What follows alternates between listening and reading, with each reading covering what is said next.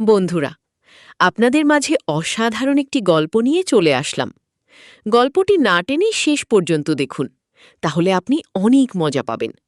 আমাদের নতুন নতুন ভিডিও পেতে আমাদের চ্যানেলটিকে সাবস্ক্রাইব করুন এবং কমেন্ট করে জানিয়ে দিন কোন ধরনের গল্প আপনি পছন্দ করেন। চলুন বন্ধুরা, গল্পটি শুরু করি। আমার বড় আপুর নাম রিদা। আপুই মূলত বাসার সব কাজ সামলায়, রান্নাবান্না থেকে কাপড় কাচা পর্যন্ত। মা বাবার কাছে ও যেন এক ধরনের ভরসার জায়গা। সেদিন দুপুরে সবাই ঘরের ভেতর ব্যস্ত ছিল। আমি একা উপরের বারান্দায় উঠে নিজের মতো কিছু একটা করছিলাম, এমন কিছু যা কাউকে দেখাতে চাইনি। মনে হচ্ছিল জগতে শুধু আমি আছি। হঠাৎ ঘুরে দেখি রিদা আপু চুপচাপ দাঁড়িয়ে আমার দিকে তাকিয়ে আছে। তার চোখ দুটোতে অদ্ভুত এক ধরনের দৃষ্টি, যেন সব বুঝে ফেলেছে অথচ কিছু বলছে না। আমার বুক ধরফর করতে লাগল। মাথা নিচু করে দৌড়ে নেমে গেলাম নিচে।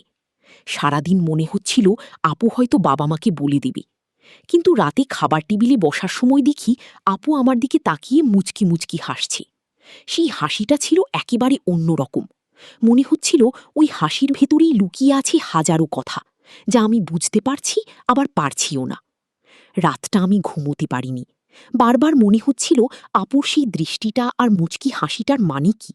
সাধারণ ভাইবোনের মতো, নাকি এর ভেতরে লুকিয়ে আছে কিছু ভিন্ন রকম অনুভূতি? সেই রাতের পর থেকেই আমার ভিতরে এক ধরনের অদ্ভুত অস্থিরতা তৈরি হলো। সারাদিন আমি আপুর সামনে গিয়ে দাঁড়ালেই বুক কেঁপে উঠত। মনে হতো আপু কি আমাকে নিয়ে কিছু ভাবছি, নাকি আমি বাড়াবাড়ি কল্পনা করছি। একদিন দুপুরে বাসায় কেউ ছিল না। মা বাজারে, বাবা অফিসে, ছোট ভাইবোন স্কুলে। আমি ঘরে বই নিয়ে বসেছিলাম, কিন্তু মন একদম পড়াই ছিল না। হঠাৎ দরজার কাছে নরম শব্দ হলো। তাকিয়ে দেখি রিদা আপু। সে কিছু না বলে ভেতরে এসে চুপচাপ আমার পাশে বসে। বাতাসে রান্নাঘরের গন্ধ, কিন্তু তার শরীর থেকে অন্যরকম এক মিষ্টি গন্ধ ভেসে আসছিল। আমি বইয়ের পাতায় চোখ রাখার চেষ্টা করছিলাম, অথচ মন পুরোপুরি আপুর উপস্থিতিতে ডুবে যাচ্ছিল। আপু আস্তে বলল, তুই সারাদিন এত চুপচাপ থাকিস কেন? তার চোখ দুটো আমার দিকে স্থির হয়েছিল। আমি উত্তর দিতে পারছিলাম না। বুকের ভেতর শব্দ হচ্ছিল, যেন ঢোল বাজছে। আমি বললাম, না, তেমন কিছু না। আপু গো। আপু হেসে উঠল। সেই হাসিটা ছিল মায়া মাখা, কিন্তু ভেতরে যেন অন্য কিছু লুকানো। ধীরে ধীরে তার হাত আমার বইয়ের উপর এসে পড়ল। আমি অবাক হয়ে তাকিয়ে রইলাম। আপু যেন বুঝতে পারছিল আমার ভেতরের কাঁপুনি। সে আরেকটু কাছে এগিয়ে এলো। আমাকে ভয় পাস না, আমি তোকে কিচ্ছু বলবো না যা দেখেছি। তার কণ্ঠে এক ধরনের ফিসফিসানি, যেন শুধুই আমার কানে পৌঁছায়। আমি হঠাৎ অনুভব করলাম আমাদের মাঝে এক অদৃশ্য স্রোত বইছে। কিছুক্ষণ নীরবতা, কেবল আমাদের দুজনের নিঃশ্বাসের শব্দ মিলে মিশে যাচ্ছিল। আমি ধীরে ধীরে চোখ তুললাম, আপুর চোখের সঙ্গে চোখ মিলিয়ে। সেই চোখে এক ধরনের গভীরতা, যা আমাকে টেনে নিচ্ছিল অচেনা এক জগতে। আপু মুচকি হেসে বলল, তুই ভাবিস আমি কিচ্ছু জানি না? সবই বুঝি। আমি আর নিজেকে সামলাতে পারছিলাম না। সেই মুহূর্তে মনে হচ্ছিল আমরা শুধু ভাই বোন নই, এর চেয়ে ভিন্ন, আরও গভীর কোনো সম্পর্কের দিকে এগিয়ে যাচ্ছি। তারপর আপুর হাত আমার হাতটা শক্ত করে চেপে ধরল। আমার শরীর কেঁপে উঠল। বুকের ভেতর জমে থাকা অস্থিরতা হঠাৎ যেন ঝড় হয়ে বেরিয়ে এলো। সেদিন দুপুরটা আমাদের জীবনের প্রথম রোমাঞ্চকর মুহূর্ত হয়ে রইল, যেখানে আর কোনো শব্দ ছিল না, ছিল শুধু চোখের ভাষা, নিঃশ্বাসের ভেতর মিশে যাওয়া কাঁপুনি আর এক ধরনের নিষিদ্ধ আবেগ। সেদিন দুপুরে হাত ধরার পর থেকে আমার ভেতরে এক অজানা উত্তেজনা তৈরি হয়েছিল। মনে হচ্ছিল পৃথিবীটা যেন একেবারে নতুন হয়ে গেছে। কিন্তু সেই মুহূর্তটা হঠাৎ করেই শেষ হয়ে গেল মা বাজার থেকে ফিরে আসায়। আপু দ্রুত উঠে দাঁড়িয়ে স্বাভাবিক ভঙ্গিতে কাজকর্মে ব্যস্ত হয়ে গেল। আমি স্তব্ধ হয়ে বসে রইলাম। বুকের ভেতর ঢেউয়ের মতো কাঁপুনি থামছিল না। সেই দিনটার পর থেকে আমাদের মধ্যে এক অদ্ভুত পরিবর্তন এলো। আগে আপু আমাকে ছোট ভাই হিসেবে দেখত, কিন্তু এখন তার দৃষ্টির ভেতর লুকিয়ে থাকতো অন্য কিছু। যখনই আমি পড়ার টেবিলে বসি, আপু অকারণে এসে পাশে দাঁড়িয়ে থাকে। রান্নাঘরে গেলে দেখতাম সে ইচ্ছে করেই কথা বলে আমাকে কাছে টেনে নিচ্ছে। একদিন বিকেলে সবাই আঙ্গিনায় গল্প করছিল, আর আমি উপরের বারান্দার রেলিংয়ে হেলান দিয়ে বসেছিলাম। হঠাৎ টের পেলাম পিছন থেকে আপু এসে দাঁড়িয়েছে। আমি ঘুরে তাকাতেই সে মুচকি হেসে বলল, তুই আমাকে ভয় পাস কেন? আমি তোতা তোতা করে বললাম, না আপু, ভয় না। মানে কি?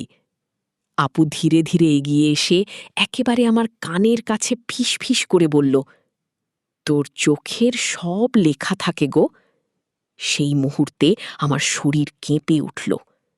বাতাসে হালকা শিউলি ফুলের গন্ধ ভেসে আসছিল, আর আপুর নিঃশ্বাস মিশে যাচ্ছিল আমার গালে। আমি অনুভব করলাম এই দূরত্বটা আর আগের মতো নেই। আমরা দুজনেই দীর্ঘ সময় চুপচাপ দাঁড়িয়ে রইলাম। কোনো কথা ছিল না, শুধু দুজনের চোখে এক অদৃশ্য টান। এরপর থেকে ছোট ছোট ঘটনাগুলো আমাদের কাছে রোমাঞ্চকর হয়ে উঠতে লাগল। একদিন বিদ্যুৎ চলে গেলে ঘর অন্ধকার হয়ে যায়। আমি টেবিল থেকে টর্চ নিতে যাচ্ছিলাম। হঠাৎ আপু আমার হাত ধরে ফেলে। তার হাতের উষ্ণতা শরীরের ভেতর দিয়ে ছড়িয়ে পড়ল। অন্ধকারে শুধু তার চোখের ঝিলিক টের পাচ্ছিলাম। আর একদিন বৃষ্টির দিনে ওপরের বারান্দায় দাঁড়িয়েছিলাম আমি। হঠাৎ দেখি আপু ভিজে কাপড় শুকাতে এসেছে। ওর ভেজা চুল থেকে ফোঁটা ফোঁটা পানি ঝরছিল। আমি মুগ্ধ হয়ে তাকিয়ে রইলাম। আপু তাকাতেই চোখাচোখি হলো, আর দুজনেই অকারণে হেসে উঠলাম। আমার মনে হচ্ছিল আমাদের ভেতরে এক অচেনা সম্পর্ক তৈরি হচ্ছে, যা ভাষায় বোঝানো যায় না। ভাই বোন হিসেবে আমাদের বন্ধন ছিল, কিন্তু এখন সেটা ধীরে ধীরে এক অদৃশ্য সীমা অতিক্রম করছে। এক রাতে সবাই ঘুমিয়ে পড়ার পর আমি বারান্দায় বসেছিলাম। হঠাৎ দরজার শব্দ হলো। দেখি রিদা আপু। সে চুপচাপ এসে আমার পাশে বসল। তার চোখ দুটোতে অদ্ভুত শান্তি, কিন্তু ভেতরে যেন আগুন জ্বলছে। সে ধীরে বলল, আমাদের দুজনের মাঝে যা হচ্ছে সেটা কাউকে বলা যাবে না। তুই কি পারবি গোপন রাখতে? আমি কিছু বলতে পারছিলাম না, শুধু মাথা নিচু করে সম্মতি জানালাম। আর সেই মুহূর্তে আমাদের নীরব বোঝাপড়া জন্ম নিল। আমরা দুজনেই জানি এই সম্পর্ক আর শুধু ভাই বোনের সীমায় বাঁধা নেই, এর ভেতরে এক অদৃশ্য রোম্যান্স জন্ম নিচ্ছে। সেদিন রাতটা আমাদের জীবনের নতুন অধ্যায়ের শুরু হয়ে রইল। সেই রাতের পর থেকে আমাদের দুজনের মাঝের দূরত্বটা যেন একেবারেই মুছে গেল।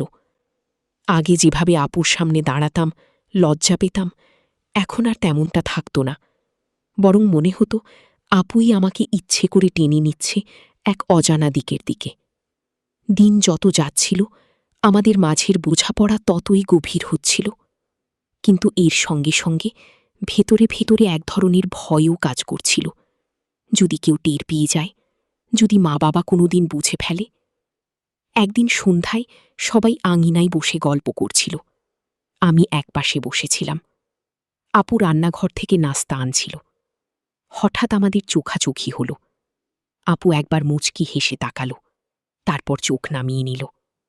আমি বুঝতে পারলাম সেই হাসির ভেতরে অদ্ভুত এক গোপন বার্তা আছে। রাত নামতেই আমি ঘরে ঢুকলাম। জানালার পর্দা টেনে বসেছিলাম। হঠাৎ দরজার হালকা শব্দ হল। আমি চমকে উঠলাম। দরজা খুলতেই দেখি রিদা আপু। সে খুব আস্তে ভেতরে ঢুকে দরজা বন্ধ করে দিল। তুই একা বসে আছিস কেন? আপু ফিস ফিস করে বলল। আমি বললাম, ঘুম আসছিল না গো। আপু এসে আমার পাশে বসল। বাতাসে হালকা আতর আর শ্যাম্পুর গন্ধ। মুহূর্তেই পুরো ঘর যেন বদলে গেল। সে ধীরে ধীরে আমার হাতটা নিজের হাতে নিয়ে বলল, তুই আমার চোখের দিকে তাকাস না কেন? আমি সাহস করে তাকালাম। তার চোখে এমন এক গভীরতা যা আমার বুক কাঁপিয়ে দিল। মনে হচ্ছিল সেই চোখে আমি ডুবে যাচ্ছি। আপুর ঠোঁটের কোণে হালকা হাসি ফুটল। তারপর ধীরে ধীরে সে আমার কাঁধে মাথা রাখল। আমার নিঃশ্বাস বন্ধ হয়ে আসছিল। চারপাশে যেন পৃথিবী নেই, শুধু আমরা দুজন। সে ফিস ফিস করে বলল, আমাদের এই সম্পর্কটা কেউ বুঝতে পারবে না, তবে আমরা জানি এই অনুভূতি সত্যি কি। আমি কেঁপে উঠলাম। মনে হচ্ছিল আপুর প্রতিটি শব্দ আমার বুকের ভেতরে ঢেউ তুলছে। কিছুক্ষণ পর আপু মাথা তুলে আমার দিকে তাকাল। তার চোখে এক অদৃশ্য টান, যা আমাকে কাছে টেনে আনছিল। মুহূর্তটা যেন থেমে গেল। আমরা দুজনেই নির্বাক, একে অপরের খুব কাছে চলে এলাম। ঠিক তখনই বাইরের দরজা জোরে বন্ধ হওয়ার শব্দ হল। বাবা ফিরে এসেছে। আমরা দুজনেই চমকে উঠলাম। আপু তাড়াতাড়ি উঠে দাঁড়িয়ে বলল, কিছু হয়নি, মনে রাখিস, কাউকে জানাতে দেয় না পাইকো। সে দ্রুত ঘর থেকে বের হয়ে গেল। আমি একা বসে রইলাম। বুক ধড়ফড় করছে। মনে হচ্ছিল আমরা যে পথে এগোচ্ছি সেটা আর থামানো যাবে না। কিন্তু সেই পথ ভয়ঙ্করও বটে। সেই রাতটা আমার জীবনের সবচেয়ে অস্থির রাত ছিল। আমি বুঝে গেলাম আমাদের সম্পর্ক আর ভাই বোনের সীমাই নেই। এটা আস্তে আস্তে রোম্যান্টিক বাঁধনে জড়িয়ে যাচ্ছে। আর সেই বাঁধন যতই লুকানো থাকুক, একদিন না একদিন আমাদের পুরোপুরি গ্রাস করবে। বাবার হঠাৎ দরজার শব্দে সেদিন রাতটা শেষ হয়ে গেলেও আমাদের ভিতরের আগুন একেবারেই নিভল না, বরং দিন যত যাচ্ছিল সেই আগুন যেন আরও ছড়িয়ে পড়ছিল। পরদিন সকালে যখন সবাই ব্যস্ত, আমি চুপচাপ বারান্দায় দাঁড়িয়েছিলাম। হঠাৎ দেখলাম রিদা আপু কাপড় মেলতে এসেছে। সূর্যের আলোয় তার মুখে অদ্ভুত একটা লাবণ্য ঝলমল করছিল। আমি অন্যমনস্ক হয়ে তাকিয়ে আছি। হঠাৎ আপুর চোখ আমার চোখের সঙ্গে আটকে গেল। সে মুচকি হেসে ধীরে বলল, এভাবে তাকিয়ে থাকিস কেন? আমি তোতলালাম, না মানে কিছু না গো। আপু কাছে এসে বলল, তোর চোখ সব বলে দেয়, লুকানোর চেষ্টা করিস না আগে। সেই মুহূর্তে আমি অনুভব করলাম আমাদের মাঝে আর কোনো দেয়াল নেই। সেদিন দুপুরে সবাই ঘুমোচ্ছিল। গরম হাওয়া বইছিল, চারপাশ নিস্তব্ধ। আমি পড়ার টেবিলে বসে থাকার ভান করছিলাম, অথচ বুকের ভিতর শুধু আপুর চিন্তাই ঘুরছিল। হঠাৎ দরজার কপাট হালকা কেঁপে উঠল। আমি ঘুরে দেখি আবারও রিদা আপু। সে আস্তে দরজা বন্ধ করে ভিতরে ঢুকল। চোখে মুখে কেমন এক রহস্যময় ভঙ্গি। পড়াশোনা বাদ দি, আমার সঙ্গে চল। আমি অবাক হয়ে তাকালাম। কোথায়?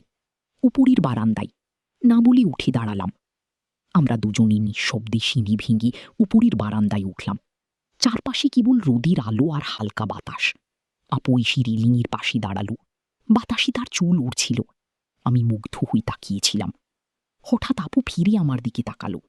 তার দৃষ্টিতে যেন অদৃশ্য এক টান ছিল। সে আস্তে এগিয়ে এসে আমার হাতটা নিজের হাতে নিল। আমার শরীর কেঁপে উঠল। ভয় পাস না, আমি তোর গো। এই শব্দগুলো আমার বুকের ভিতরে ঝড় তুলল। আমি চুপ করে দাঁড়িয়ে রইলাম, শুধু অনুভব করলাম আমাদের দুজনের নিঃশ্বাস এক হয়ে যাচ্ছে। হঠাৎ আপু আরও কাছে এসে ফিস করে বলল, আমাদের এই গোপন সম্পর্ক কেউ বুঝতে পারবে না, তবে আমরা জানি এই অনুভূতি সত্যি কি। আমি কেঁপে উঠলাম। মনে হচ্ছিল আপুর প্রতিটি শব্দ আমার বুকের ভিতরে ঢেউ তুলছে। কিছুক্ষণ পর আপু মাথা তুলে আমার দিকে তাকালো।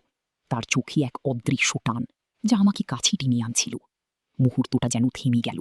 আমরা দুজনেই নির্বাক, একে অপরের খুব কাছে চলে এলাম। ঠিক তখনই বাইরের দরজা জোরে বন্ধ হওয়ার শব্দ হলো। বাবা ফিরে এসেছে। আমরা দুজনেই চমকে উঠলাম। আপু তাড়াতাড়ি উঠে দাঁড়িয়ে বলল, কিছু হয়নি, মনে রাখিস, কাউকে জানাতে দেয় না পাইকো। সে দ্রুত ঘর থেকে বের হয়ে গেল। আমি একা বসে রইলাম। বুক ধড়ফড় করছে। মনে হচ্ছিল আমরা যে পথে এগুচ্ছি সেটা আর থামানো যাবে না, কিন্তু সেই পথ ভয়ঙ্করও বটে। সেদিন রাতে আমি আবার বারান্দায় বসেছিলাম। হঠাৎ পিছনে হালকা শব্দ হলো। ঘুরে দেখি রিদা আপু দাঁড়িয়ে আছে। সে আস্তে এসে বলল, আজ সারাদিন তোকে না দেখে থাকতে পারলাম না আগে। আমার বুকের ভিতর কেমন করে উঠল। আপু কাছে এসে বলল, প্রতিশ্রুতি দে, তুই কখনো আমাকে ছাড়বি না আগে। আমি এক মুহূর্ত দেরি করিনি। মাথা নাড়িয়ে বললাম, কক্ষনো না গো। আপুর চোখ ঝিলমিল করে উঠল। সে আস্তেই আমার হাতের আঙুলগুলো জড়িয়ে ধরল। সেই মুহূর্তে মনে হচ্ছিল আমরা পৃথিবীর সব নিয়ম ভেঙে এক অজানা জগতে ঢুকে পড়েছি। আর সেদিন রাতেই আমাদের সম্পর্কটা শুধু রোমাঞ্চ নয়, গভীর আবেগের বাঁধনে বিঁধে গেল। সেদিন রাতের প্রতিশ্রুতির পর থেকে আমাদের ভিতরে এক অদ্ভুত শান্তি নেমে এলো। মনে হচ্ছিল আমরা দুজনেই বুঝে গেছি এই পথ থেকে আর ফেরার কোনো উপায় নেই। কিন্তু সেই শান্তির আড়ালে লুকিয়েছিল ভয়। ভয়ে যদি কেউ টের পেয়ে যায়। পরদিন সকালে আমি পড়ার ভান করে টেবিলে বসেছিলাম। বইয়ের পাতায় চোখ রাখলেও মন ছিল একেবারে অস্থির। বারবার মনে হচ্ছিল গত রাতের প্রতিশ্রুতিটা কি সত্যি রাখা সম্ভব। ঠিক তখনই দরজার পাশে হালকা শব্দ হল। আমি তাকিয়ে দেখি হৃদা আপু। সে হেসে ভেতরে ঢুকল, হাতে 1 কাপ চা। আমার টেবিলে রেখে বলল, পড়াশোনায় মন নেই তাই না? আমি অবাক হয়ে তাকালাম। আপুর চোখ দুটো যেন আমার মনের ভেতরটা পুরো ফেলছে। তুই আমার চোখ থেকে কিচ্ছু লুকাতে পারবি না আগে। তারপর সে চুপচাপ আমার পাশে বসে পড়ল। চায়ের কাপ থেকে ধোঁয়া উঠছিল, আর তার হাত আলতোভাবে আমার হাত ছুঁয়ে গেল। সেই ছোঁয়া আমাকে পুরো শরীর কাঁপিয়ে দিল। সেদিন দুপুরে মা বাবা ঘুমাচ্ছিলেন। ছোটরা স্কুল থেকে ফিরেছে, খেলতে গেছে আঙিনায়। বাড়ি জুড়ে এক ধরনের নিস্তব্ধতা। আমি বারান্দায় দাঁড়িয়েছিলাম। হঠাৎ আপু এসে পাশে দাঁড়ালো। তার কাঁধ আমার কাঁধে ছুঁয়ে গেল। বুকের ভিতর ধকধকানি শুরু হলো। সে ধীরে ধীরে বলল, তোকে ছাড়া আমার এখন এক মুহূর্ত ভালো লাগে না। আমি কিছু বলতে পারছিলাম না, শুধু তার দিকে তাকিয়ে রইলাম। হঠাৎ আপু আমার হাত ধরে টেনে ভেতরের ঘরে নিয়ে গেল। দরজা বেজিয়ে দিয়ে বলল, এখানে কেউ আসবে না। আমার বুক ধড়ফড় করছিল। আপু সামনে দাঁড়িয়ে চোখের দিকে তাকালো। তার দৃষ্টিতে অদৃশ্য আগুন। ধীরে ধীরে সে আমার কাছে এগিয়ে এলো। আমি নিঃশ্বাস ফেলতে ভুলে যাচ্ছিলাম। হঠাৎ করেই দরজার বাইরে থেকে ছোট ভাই রাহুলের ডাক শোনা গেল। আপু, মা ডাকছে। আমরা দুজনেই চমকে উঠলাম। আপু দ্রুত আমার হাত ছাড়ল, যেন কিছু হয়নি এমন ভান করে বাইরে চলে গেল। আমি একা বসে রইলাম। বুক থুকপুক করছে। মনে হচ্ছিল আমরা ধরা পড়ে যাচ্ছিলাম, অল্পের জন্যই। সেদিন রাতে আমি বারান্দায় বসে আকাশের দিকে তাকিয়েছিলাম। মনে হচ্ছিল এই গোপন বাঁধন একসময় আমাদের ধরা খাওয়াবে। কিন্তু ভেতরের টান এত প্রবল যে দূরে সরে যাওয়া অসম্ভব। ঠিক তখনই পেছনে হালকা শব্দ হল। ঘুরে দেখি আবার হৃদা আপু। সে আস্তে এসে আমার পাশে বসল। তারপর বলল, আজকে খুব ভয় পেয়েছিলাম, যদি সত্যি কেউ টের পেত। আমি চুপ করে রইলাম। কিছু বলার ভাষা ছিল না। আপু ধীরে ধীরে আমার হাত ধরল। যাই হোক না কেন, আমি তোর কাছ থেকে দূরে যেতে পারবো না আগে। তার চোখে জল চিকচিক করছিল। আমি অবাক হয়ে তাকালাম। জীবনে প্রথমবার দেখলাম আপু এতটা ভেঙে পড়েছে। আমি আস্তে বললাম, আমিও না গো। আমাদের দুজনের আঙুল শক্ত করে জড়িয়ে রইল।